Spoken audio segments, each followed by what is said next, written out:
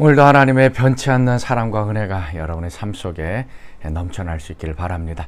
자, 오늘도 복음의 능력, 또 하나님의 능력, 또 성령의 능력을 힘입어서 오늘 하는 모든 일들마다 또 하나님께 영광이 되길 원하고, 또 우리의 믿음의 진보가 일어나는 귀한 하루가 되시길 바랍니다. 자, 오늘 우리가 묵상할 말씀 사무엘상 6장 1절에서 12절까지의 말씀 같이 보도록 하겠습니다. 제6장.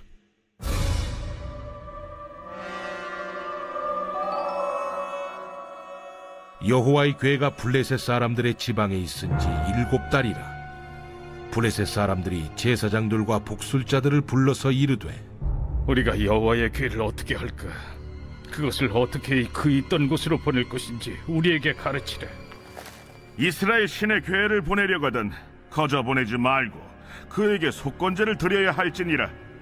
그리하면 병도 낫고 그의 손을 너희에게서 옮기지 아니하는 이유도 알리라. 무엇으로 그에게 드릴 속건제를 삼을까? 블레셋 사람의 방백의 수요대로 금독종 5과 금쥐 5마리라야 하리니 너희와 너희 통치자에게 내린 재앙이 같음이니라. 그러므로 너희는 너희의 독한 종기의 형상과 땅을 해롭게 하는 쥐의 형상을 만들어 이스라엘 신께 영광을 돌리라. 그가 혹 그의 손을 너희와 너희 신들과 너희 땅에서 가볍게 하실까 하노라.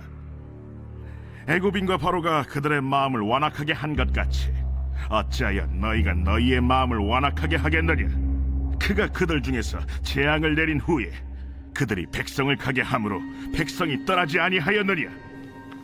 그러므로 새 수레를 하나 만들고 멍에를 메어보지 아니한 젖나는 소 2마리를 끌어다가 소의 수레를 메우고 그 송아지들은 떼어 집으로 돌려보내고 여호와의 궤를 가져다가 수레에 싣고 속건제를 드릴 금으로 만든 물건들은 상자에 담아 궤 곁에 두고 그것을 보내어 가게 하고, 보고 있다가 만일 궤가 그 본 지역길로 올라가서 벳세메스로 가면 이 큰 재앙은 그가 우리에게 내린 것이요, 그렇지 아니하면 우리를 친 것이 그의 손이 아니요 우연히 당한 것인 줄 알리라.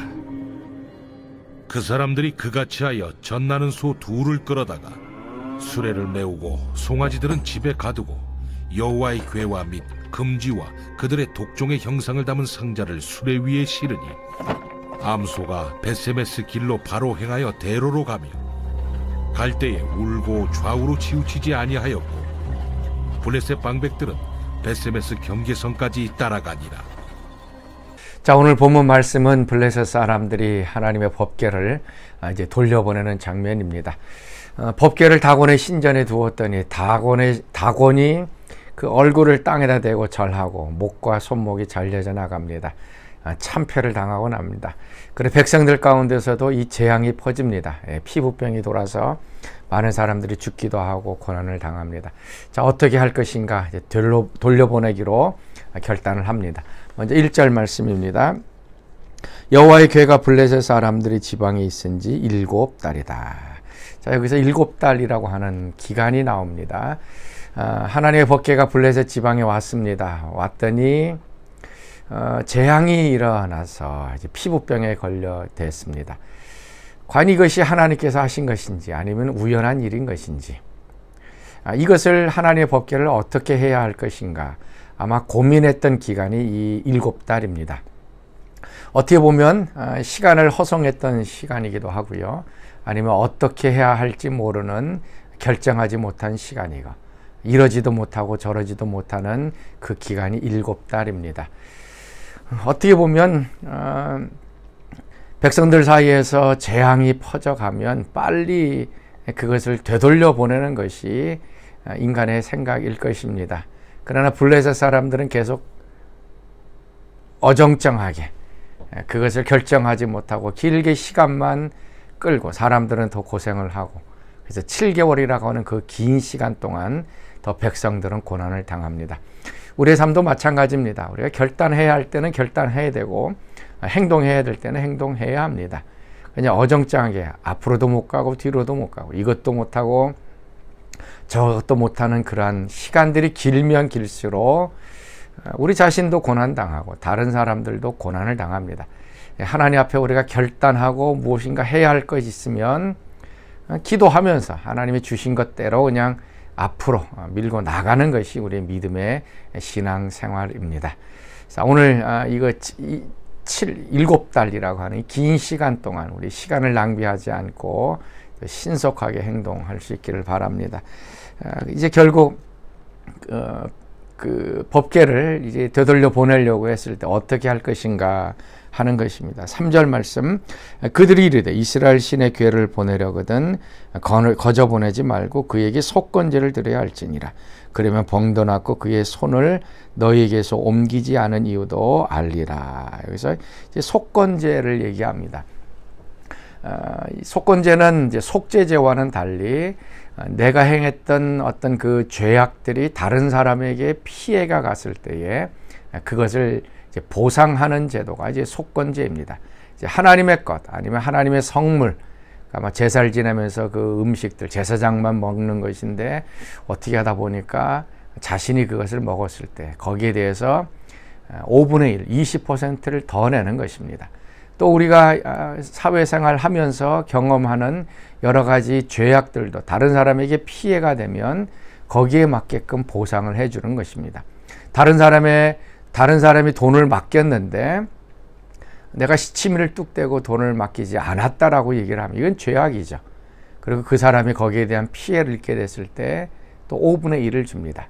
또 잃어버린 물건들을 자기가 갖습니다. 그래서 내 것이라고 합니다.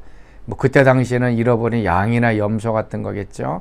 뭐 그거 그냥 내 것이라고 그냥 꿀꺽 삼켜 놓으면 주인들은 그것 때문에 여러 가지 마음에 또 물질적인 손해가 있습니다. 여기에 대해서 5분의 1을 내는 것입니다. 그래서 이거는 우리의 행동이 또 우리의 잘못이 다른 사람들에게 피해가 가는 것을 의식하면서 살아가라는 얘기입니다.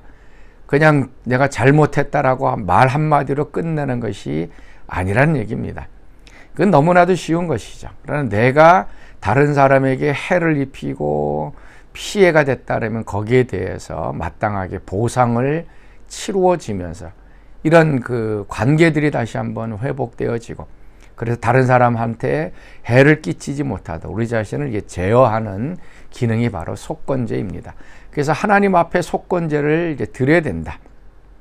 그래서 어떻게 결정하느냐면 4절 말씀이죠. 그들이 이르되 무엇으로 그에게 드릴 속건제를 삼을까 하니 이르되 블레셋 사람의 방백의 수요대로 금독정 5과 금쥐 5마리여야 하리니 너희와 너희 통치자에게 내린 재앙이 같음이니라.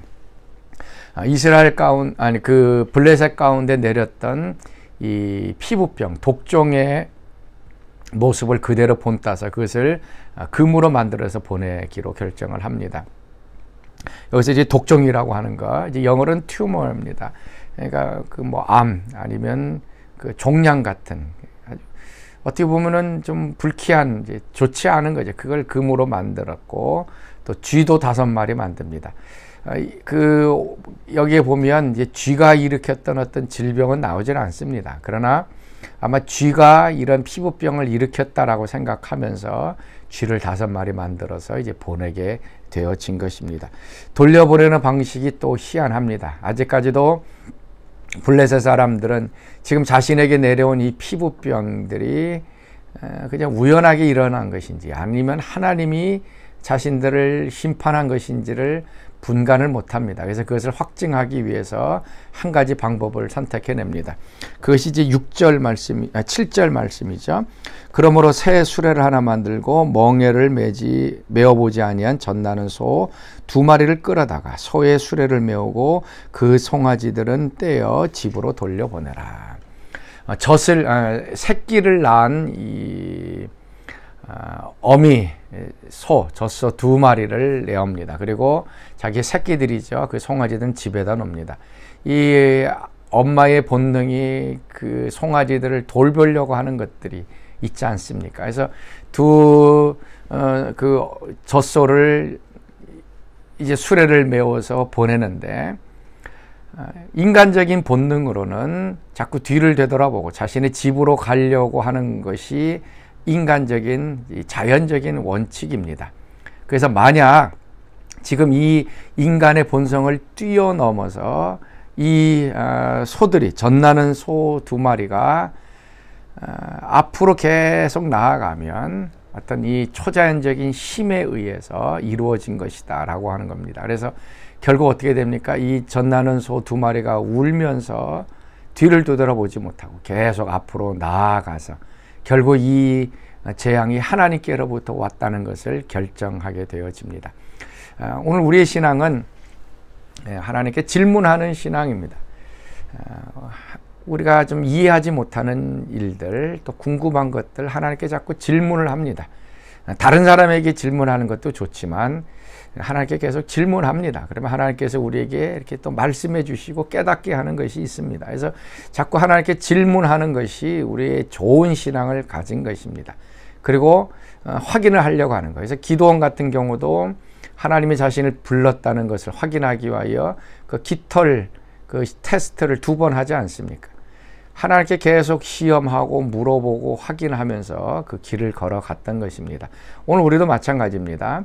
계속 하나님께 질문하고 하나님께 어떻게 해야 될 것인가, 정말 하나님이 원하시는 것인가 라고 하는 것들을 자꾸 우리가 좀 물어보고, 그리고 하나님께서 우리에게 대답해 주시는 것을 들으면서 나아갈 때 우리 신앙은 더 견고해집니다. 그래서 이 하나님께 물어볼 때는 인간의 자연 법칙을 뛰어넘는 이런 것들을 이제 요구하게 되죠. 그 기도원의 깃털처럼 도저히 불가능한 일들을 하나님께서 하시는 것을 우리가 요구할 때 하나님께서 그걸 들어주시면 하나님이 하시는 일이다라고 결정하게 되는 것입니다. 자, 사랑하는 성도 여러분, 오늘도 좀 하나님 앞에 좀 질문하고 또 하나님께 주시는 또 말씀을 가지고 살아가는 귀한 하루 되시길 바랍니다. 자, 우리 같이 기도하겠습니다. 하나님 참으로 감사합니다. 오늘도 살아계신 하나님을 섬길 수 있도록 우리 마음을 움직여 주옵소서. 특별히 하나님께 질문하게 하시고 또 하나님의 인도함을 받는 귀한 하루 되게 하여 주옵소서. 이제는 우리 주 예수 그리스도의 은혜와 하나님의 그 크신 사랑하심과 성령의 교통과 기름 부으심이 사랑하는 성도들 가운데 늘 항상 함께 하시기를 간절히 축원하옵나이다. 아멘.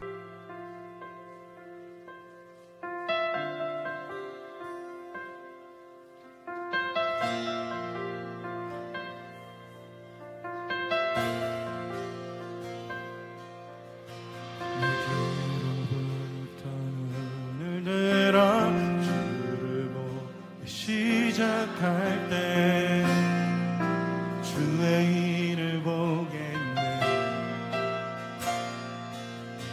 내 작은 마음 돌이켜서 하늘을 꿈꾸게 하네. 주님을 볼 때 모든 시선을 주님께 드리고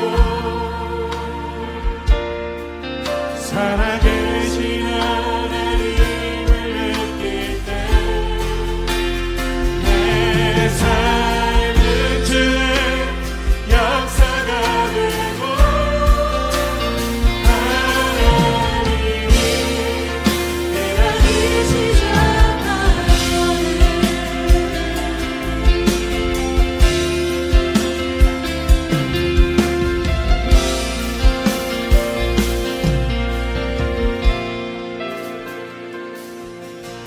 성령이 나를 변화시켜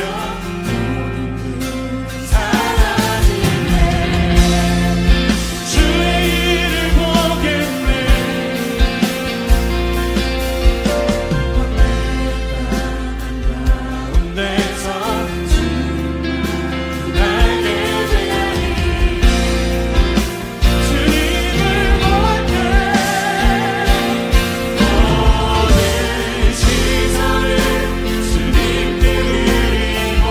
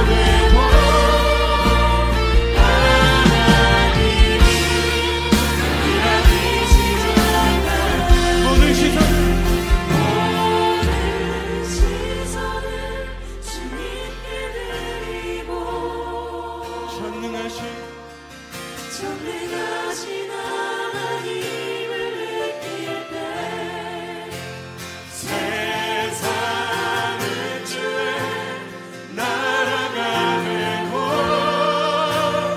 하나님이 일하기 시작하네. 주의 역사하심과 일하심 복을 원합니다.